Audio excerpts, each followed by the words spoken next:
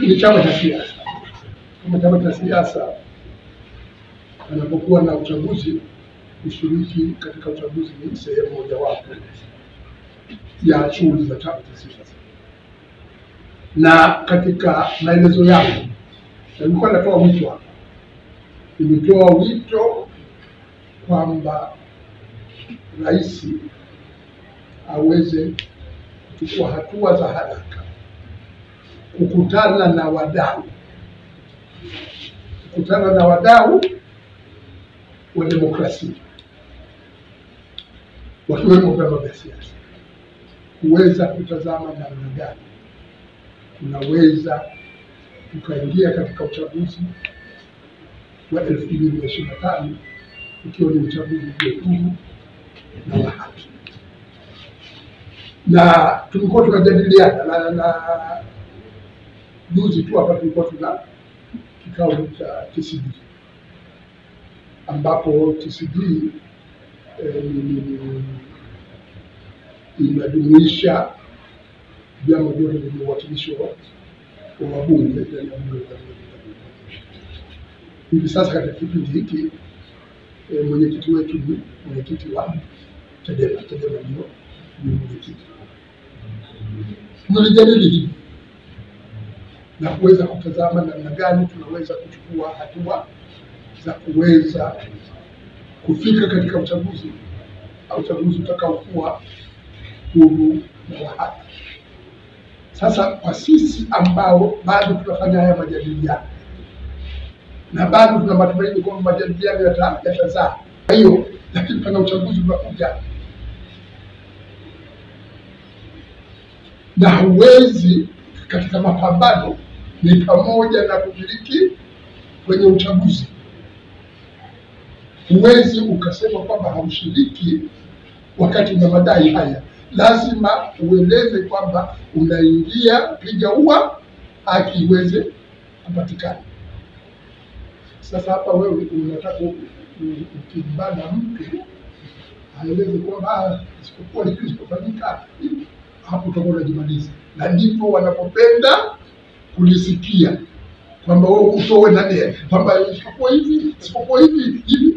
Sasa kama wewe unawaeleza watu kwamba hautaingia kwenye uchaguzi, huo uhamasishaji wa kupambana ili uchaguzi huu uweze kupatikana, ili katiba mpya iweze kupatikana kutoka wapi.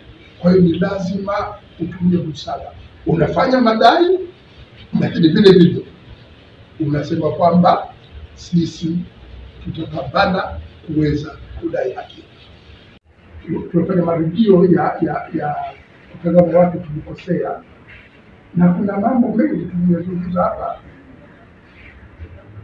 Taarifa ya mdhibiti na CAG, taarifa ya CAG inaonyesha maeneo ambayo tunahitaji kuyarekebisha, mahala ambapo matumizi yalikuwa ni mabovu, ikiwa ni pamoja na miradi ya maendeleo, lakini tunakuwa hatuyashughulikii masuala hayo. Kwa hiyo pana umuhimu sana wa kuweza kuyashughulikia matatizo yetu, kufanya marekebisho. Nilipendekeza hapa kufanya mapitio ya matumizi ya serikali, kujua kama yana matatizo gani, kwa nini hatupati tija kwenye matumizi ya public expenditure, na kuweza kurekebisha. Kwa hiyo tunahitaji kuleta mabadiliko, na ndiyo maana ni muhimu kwamba katika kipindi hiki tunachoelekea kwenye uchaguzi, Watanzania wamekuwa wavumilivu kwa muda mrefu. Tusiendelee kuamini kwamba wataendelea kuwa wavumilivu. Hali ya maisha ni ngumu. Ni lazima pawepo na sera ambazo zitawapa matumaini. Hauwezi kuwa unawadanganya kwamba hali ni nzuri wakati wao wenyewe maisha wanayoishi ni magumu. Kwa hiyo ni muhimu sana, kwa sababu Mwalimu Nyerere alikuwa anazungumza, anasema usioni kwingine kuna matatizo, kadhani mambo yanayotokea Somalia yatatokea Somalia tu, sisi hayawezi kutugusa. uvumilivu wa Watanzania una kikomo. Kwa hiyo ni muhimu tuweze kuingia ndani ya uchaguzi, wananchi wapate fursa ya kuelezwa matatizo ya nchi na wapate fursa ya kuchagua viongozi ambao wanaweza kuyashughulikia matatizo haya, la sivyo tunaweza kuingia katika wakati. Sasa namna gani ya sisi kuweza kujihami katika swala hili? Tatizo letu bado kwamba mauzo yetu nchi za nje ni madogo ukilinganisha na mahitaji yetu, na maendeleo ya uchumi, ukitaka uchumi ukue kwa kasi, inabidi kupata fursa hizi za kuweza kuongeza mauzo ya bidhaa nchi za nje. Trump anauvuruga kabisa mfumo ambao umekuwepo kwa muda mrefu.